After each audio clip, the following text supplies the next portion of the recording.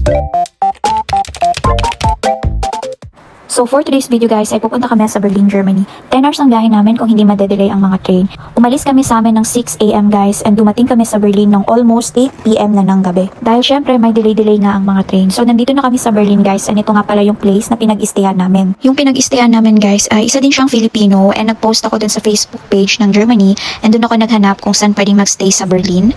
So umaga na nga dito guys and hindi ko na na-video yung pagdating namin sa Wohnung na pinag-istayan namin dahil sobrang pagod na kami ay natulog na kami agad. So unang spot na pupuntahan namin sa Berlin is yung Sanssouci. Yun yung place kung saan nag-taping ang Korean novela na Queen of Tears guys. So hindi talaga namin na-expect na makakapunta kami dito guys and hindi kami makapaniwala kasi sobrang ganda ng view guys. Buti na nga lang hindi siya umulan guys at medyo madilim-dilim lang yung langit ng araw na to. Wala naman siyang entrance sa labas guys pero pag pumasok kayo sa mismong building, meron siyang entrance. Hindi namin alam kung magkano kasi hindi na namin siya tinry. Basta ang inuna namin is yung makapagpa-picture dun sa harap ng Sanssouci kung saan doon may picture yung dalawang bida sa Queen of Tears tapos yung fountain and nagpicture-picture na kami dito guys.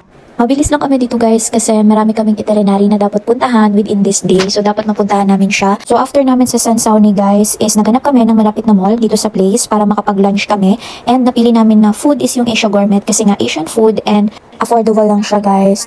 So ito na yung mga in-order namin guys. Pancit, syempre may rice din dyan. And after namin kumain guys is nagpunta na kami sa pinaka-Marktplatz ng Berlin kung saan halos tabi-tabi na lang yung mga tourist spot nila dito. And then dun sa pinaka-Marktplatz merong mga tumutugtog.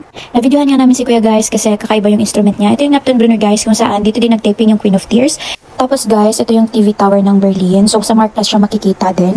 Tapos nagtry kami na sumakay ng bus which is magsi-city sightseeing ka sa Berlin. So sa pinaka-Marktplatz ng Berlin guys is madami talagang nag-aalok dyan ng city tour na bus. So nagbayad kami ng 22 euro. So nag-start na nga yung tour namin guys and binigyan kami ng headset kasi kada hihinto siya sa isang tourist spot, ini-explain niya yung history ng building.